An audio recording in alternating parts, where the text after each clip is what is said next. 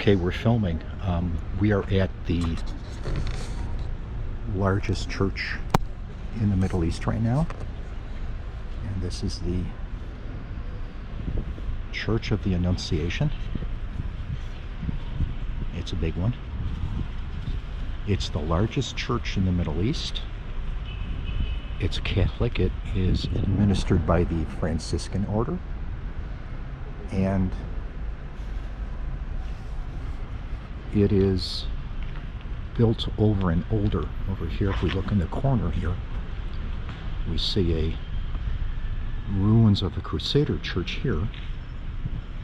And the Crusader church is built over the ruins of a Byzantine church.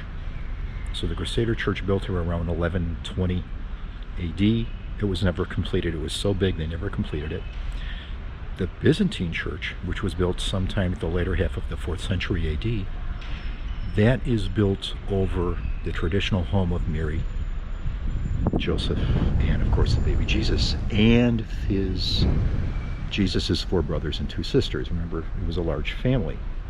So we're going to go inside, and I'm not allowed to talk inside. When you come to the church, you'll see these beautiful doors here, and the doors tells almost the whole story of Jesus. You see on top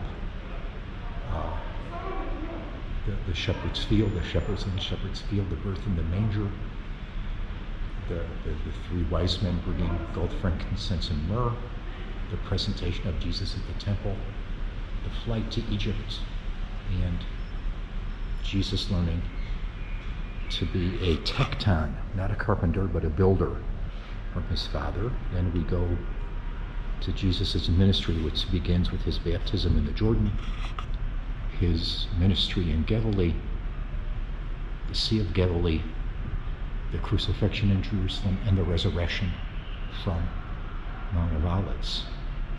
So as we go in the church, you're going to see what look like stairs that lead you down.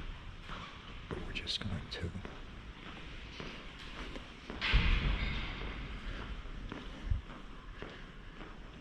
the church, which is usually filled with people, now only has a couple of Israeli tourists here, locals. Now, as we look down, we see what is probably an ancient baptistery of the Byzantine church. So we're looking, the bottom floor of this church is mainly this, you see the apse of this Byzantine church built around 350 AD, 350 CE.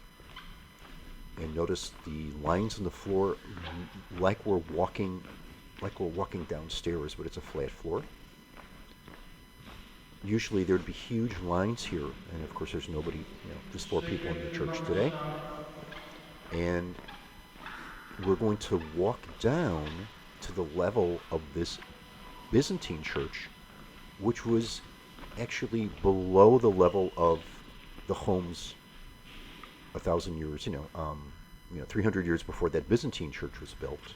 So we walk down to the very, very bottom of today's modern church, and we're looking into a cave of the home, the purported home, the traditional home of Mary, Jesus, and Joseph. But guys, just between you look at the stairs in the back, and you'll see they lead upstairs. They lead to the ground floor of the very simple home that was there 2,000 years ago. So above would have been the home, and above us today is there's the dome of today's 1969 AD church. Very beautiful dome indeed. But as we look inside this cave that has been cut away to get a view, the Catholic altar is inside,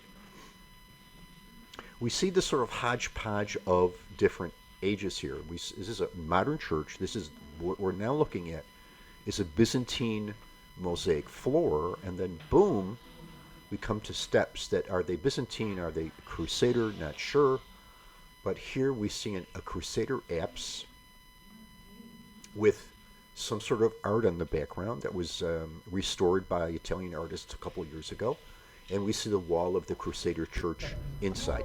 Okay, so here we see we're going to leave the church now. Unfortunately, we can't go up to the second floor, the most beautiful part of the church, because it's closed off now. But when you come here, this is the visitor center here. If you forgot to, usually when you come to Israel, it's hot. And if you're wearing shorts, you can't wear shorts, so you can come here and they'll give you something to wrap around your waist. Now, I'm just going to walk past the church to a new structure, which is worth going to because of the lookout. There's actually two things to see here. And it's closed now, unfortunately. It's the Mary Center, and it's not to my taste, but it's worth going to see the lookout from the top of the structure. But right in there, which is, we can't see it now, but it just says Jesus is, there's a sign there, so you can zoom it in. I can't zoom it in, but it says a house from the time of Jesus. So this is definitely